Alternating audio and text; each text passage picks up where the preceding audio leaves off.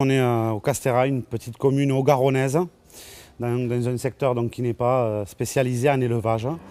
Qu'est-ce qui se passe? Effectivement, le bâtiment s'est fortement vidé puisque j'ai arrêté ma production laitière avec mes deux autres associés le 29 décembre.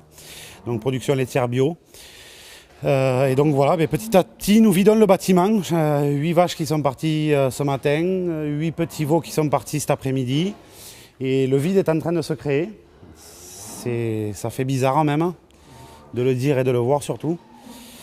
Et voilà, pour nous, c'est un tournant de notre carrière. C'est un morceau de notre vie qu'on est en train de ranger. C'est dommage. Hein. On vous sent très ému là. Oui, parce que ça peut se ressentir comme un échec et même sentimentalement par rapport aux animaux, c'est difficile. C'est pas simple. C'est des investissements qui sont de plus en plus lourds liés aux normes.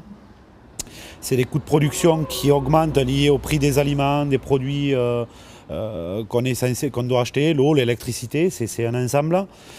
C'est un milieu social qui se dégrade dans l'élevage laitier. Certains n'ont pas de vie de famille, d'autres plus, d'autres l'ont perdu. C'est représentatif de ce qui est en train d'arriver sur tout le territoire. La Haute-Garonne, on le subit déjà depuis plus longtemps que la crise actuelle qui s'intensifie et qui vient vraiment toucher les zones d'élevage bretonnes ou même de notre propre département dans le sud. Et je pense que oui, le problème est assez généralisé et il va vraiment falloir qu'on arrive à trouver des solutions. C'est pas de l'argent qu'on veut direct comme ça injecter. On l'a dit que ça ne servait à rien, que ça ne servira à rien. On veut du conjoncturel, on veut qu'on travaille sur les normes, on veut qu'on travaille sur ce que font les industriels de nos matières premières, comment ils les transforment, où sont les marges. Voilà, c'est pas normal que des agriculteurs qui sont passionnés, qui aiment leur métier, ne puissent pas en vivre aujourd'hui. C'est pas normal. C'est pas normal, c'est illogique.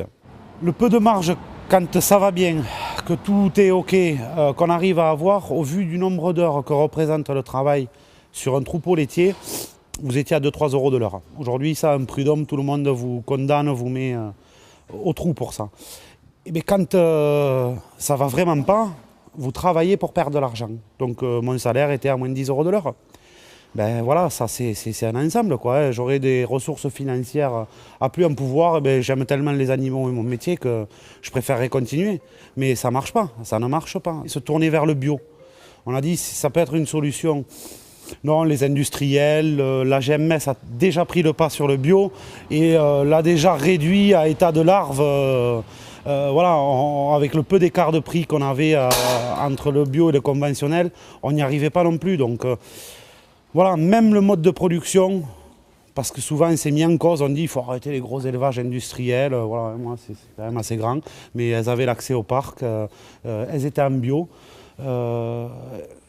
Donc on n'y arrive pas quand même. C'est une bonne chose quand même pour l'agriculture, de se diversifier, d'aller chercher les ressources financières, pas tout au même endroit. Ça permet aussi de sécuriser le foyer.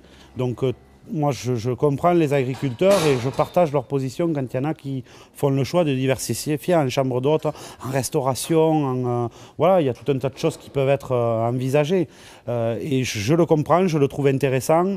Voilà, maintenant, est-ce que c'est avec ça et ce type d'agriculture qu'on arrivera à nourrir suffisamment, avec de la qualité et de la traçabilité surtout. Donc voilà, il faut quand même espérer qu'il y ait des agriculteurs encore qui restent au sens propre de la production et à ne faire que de la production. Autrement, on finira en agrotourisme. La France, on sera un pays où c'est qu'on ira faire du tourisme et en plus on aura le musée, on aura quelques agriculteurs qui produiront pour encore se rappeler de ce qu'était l'acte de produire de la matière première.